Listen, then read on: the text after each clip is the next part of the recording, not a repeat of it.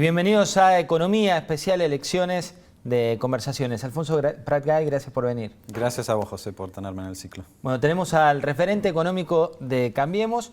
¿Cuál es el principal problema económico que viene y cómo lo resolverías? El principal problema económico, social, político, institucional es la pobreza. Es inaceptable que en Argentina, que es una fuente casi inagotable de alimentos, haya 12 millones de personas que no tienen lo necesario para vivir, que haya chicos que se mueren de hambre, ¿no? Entonces todo lo que uno puede plantear desde la economía es simplemente una herramienta, un engranaje que apunta a esa dirección. Que nos animemos como sociedad a bajar la pobreza a cero, ¿no? ¿Cómo se combate la pobreza o cómo se soluciona?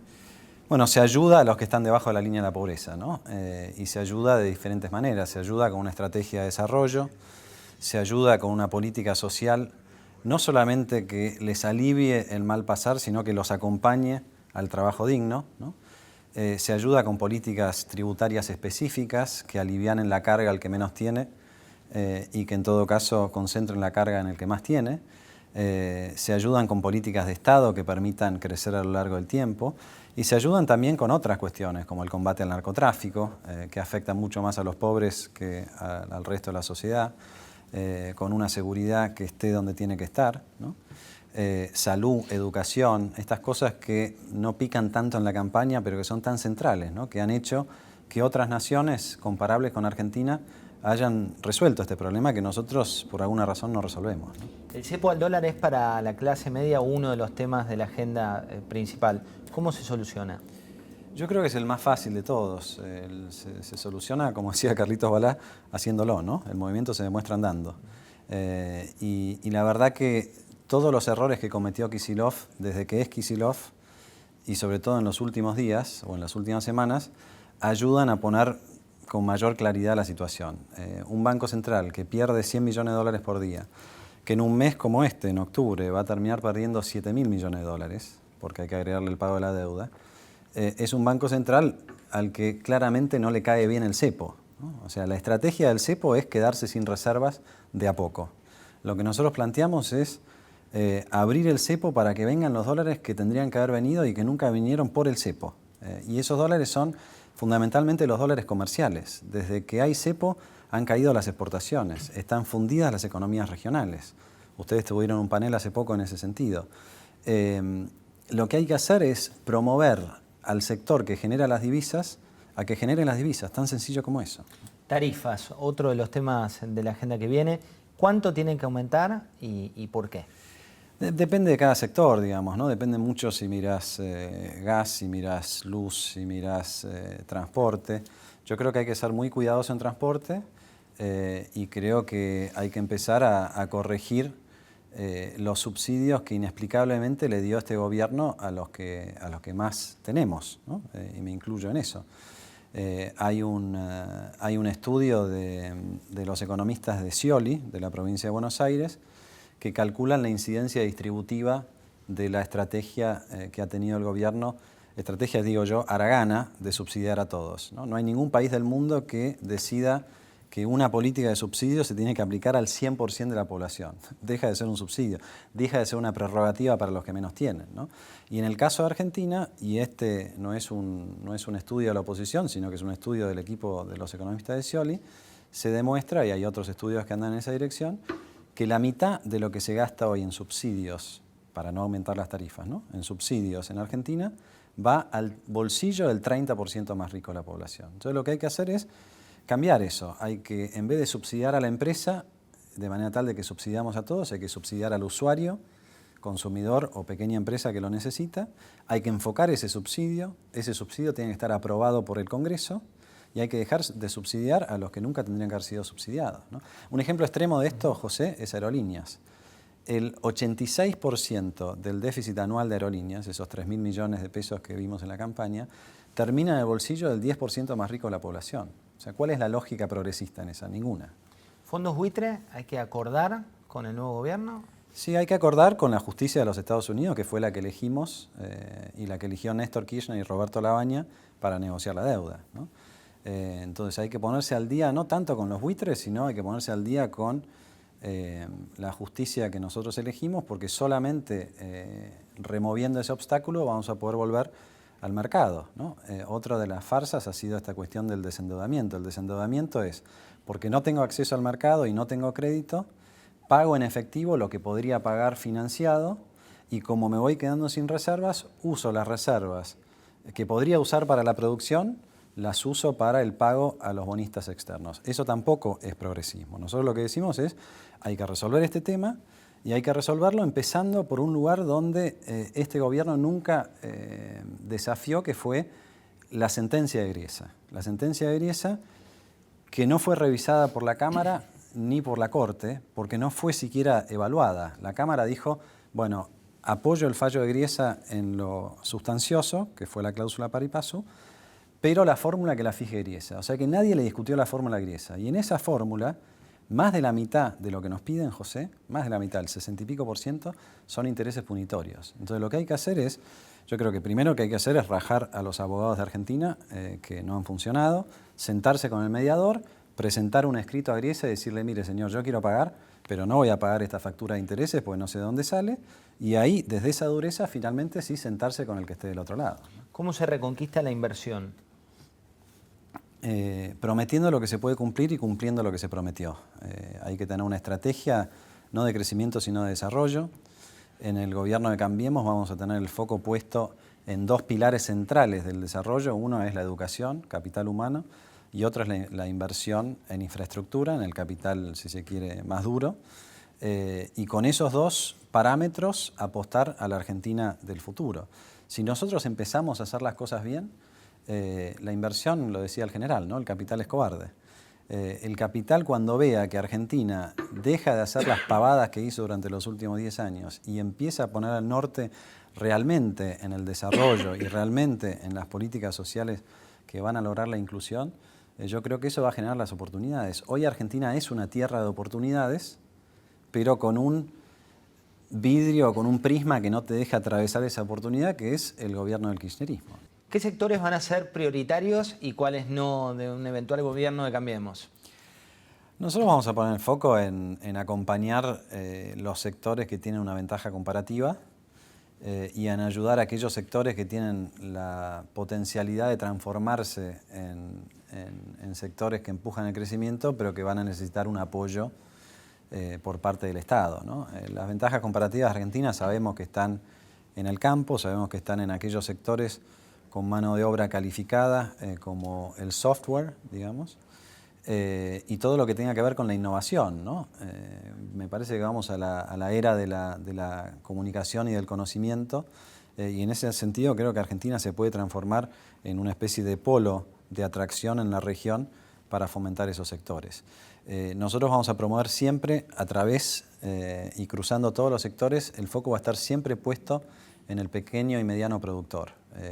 Esto todavía lo tenemos que discutir, es una idea mía, aprovecho para tirarla sobre la mesa, pero creo que el próximo gobierno tiene que tener un ministerio PYME. En el gabinete yo quisiera que haya un representante de las pymes que está evaluando todas las políticas desde esa perspectiva, porque las pymes hoy en Argentina emplean prácticamente al 80% de los asalariados de Argentina están en alguna pyme. Entonces, creo que hay que poner el foco ahí. Países como Canadá, como Italia, han logrado desarrollar sus economías a partir de un apoyo a las pymes, ¿no? ¿Qué hizo bien el kirchnerismo? ¿En qué materia? En Dame tiempo para pensar porque me cuesta llegar. En materia económica, ¿qué hizo bien Kicillof y los antecesores? No, yo creo que el kirchnerismo, a ver, el gran logro del kirchnerismo en materia económica fue habernos robado la asignación por hijo, ¿no? Cuando digo habernos robado, esto como fue... proyecto, decís, como... Claro, o sea, nos dijo durante varios años, este es un proyecto de Elisa Carrió, del 96, con el que yo hice campaña para llegar al Congreso. Nos dijeron durante muchos años que no estaban los recursos para hacerlo.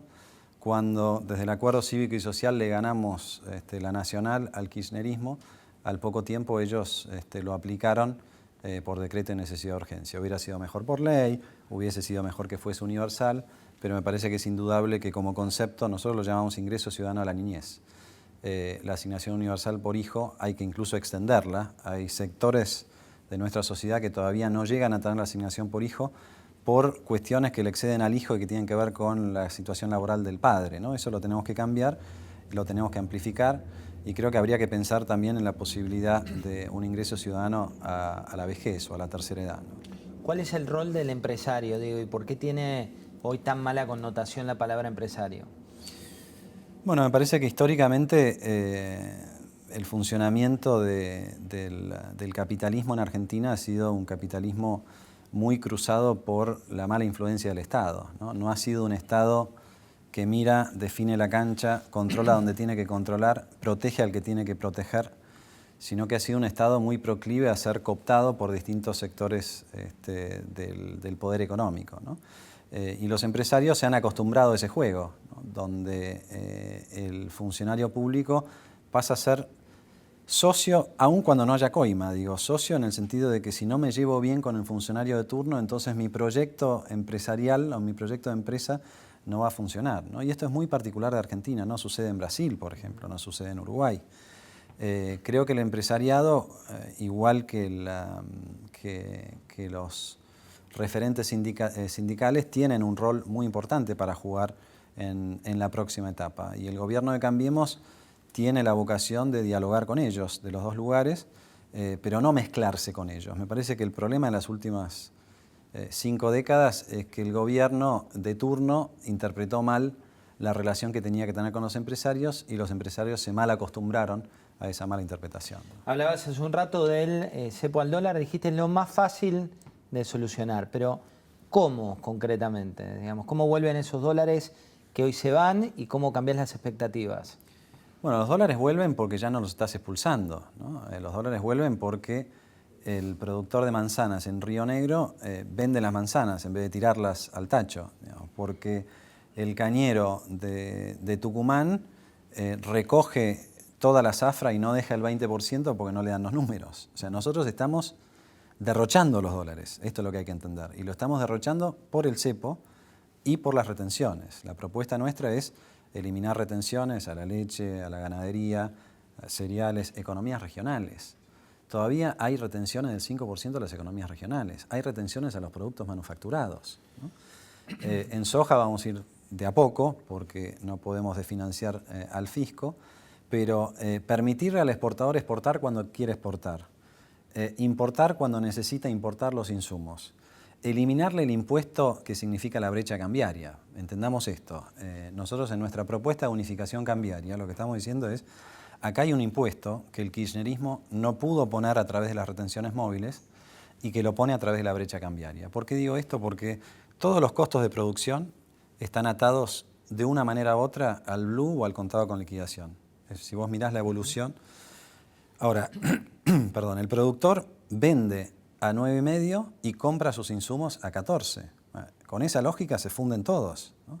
Cuando yo le escucho a Scioli decir la continuidad, el esfuerzo, el trabajo, la buena voluntad, todo esto es una receta para seguir fundiendo a las economías regionales y para quedarse sin reservas. Entonces, vos abrís el cepo, ¿qué es abrir el cepo? Es unificar, dejar que funcione el mercado con un Banco Central, por supuesto, muy atento, porque la oferta y la demanda siempre puede participar el Banco Central de cualquiera de los dos lugares.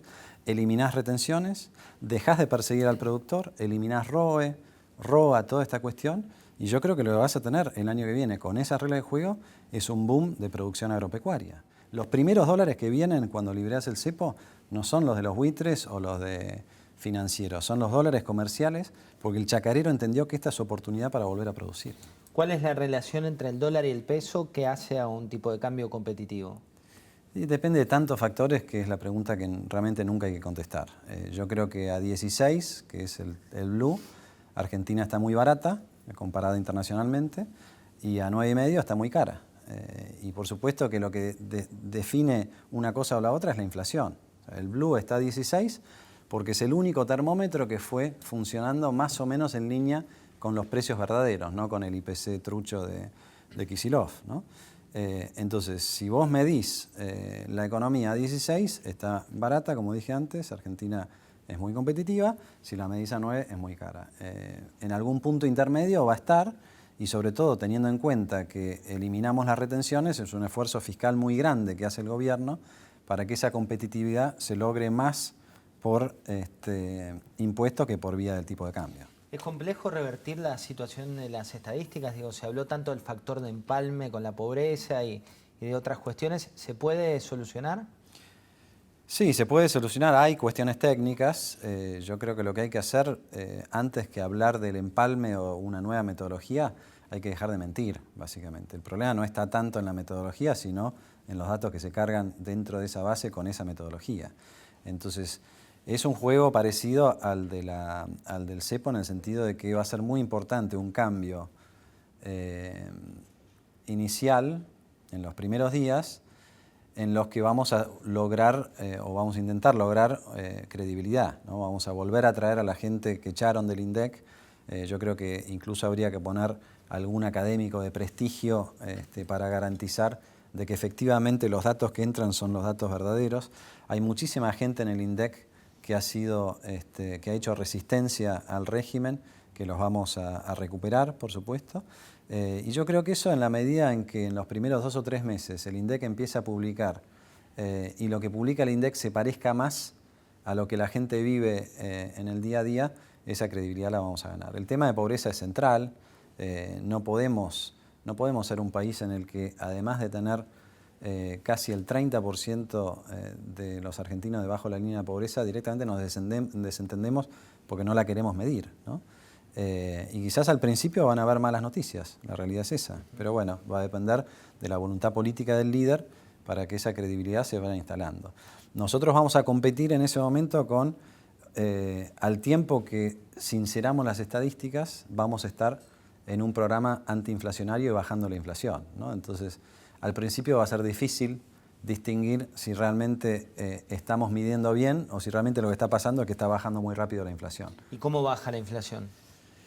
Y la inflación, a ver, me parece que es una de las cosas que hay que plantear de baja gradualmente. Nosotros, cuando a mí me tocó estar en el Banco Central con un equipo muy importante de gente, bajamos la inflación del 40% al 4% en un año. No creo que eso sea conveniente en este momento. No digo que es imposible, pero no creo que sea conveniente orientar todos los cañones de la economía para bajar la inflación tan rápido. Yo diría más bien del 25-30 que tenemos ahora, gradualmente al 5% en el último año de mandato, ¿no? Proponiendo, por ejemplo, no sé, 15% el primer año, 10%. Con metas de inflación. Con metas de inflación, que es la manera en que se hace, ¿no? No porque la meta de inflación sea la receta ortodoxa, sino porque es la forma que tiene un banco central, primero, de decir la verdad, de tener una vara de evaluación, ¿no? Yo quiero, como Banco Central, que la sociedad pueda evaluar mi funcionamiento. Tercero, de prometer algo que ayude a anclar las expectativas. Y cuarto, de cumplirlo o no cumplirlo. Si yo no lo cumplo, en la Carta Orgánica anterior, en el artículo 3, que no era tan largo como el de ahora, pero era mucho más sustancioso, tenía un párrafo donde decía que es motivo de remoción de los integrantes del directorio del Banco Central el no cumplimiento de la meta de inflación. Entonces yo creo que tenemos que ir a ese tipo de Estado. Hoy el Estado está gordo, está bobo, está lleno de gente de la cámpora, porque entre otras cosas da lo mismo estar que no estar, desde el punto de vista de la obligación que uno tiene de cara a la sociedad. Entonces, esto que proponemos en el Banco Central, de no, como dicen en Scioli, yo voy a trabajar desde el primer día. Está bien que trabajes, pero mostrame los resultados, ¿no? Un Banco Central que sea responsable por sus resultados es un ejemplo de lo que creo que hay que hacer en toda la economía, ¿no? Gracias, Alfonso, por habernos acompañado. A vos, José, y gracias por este ciclo y por invitarme.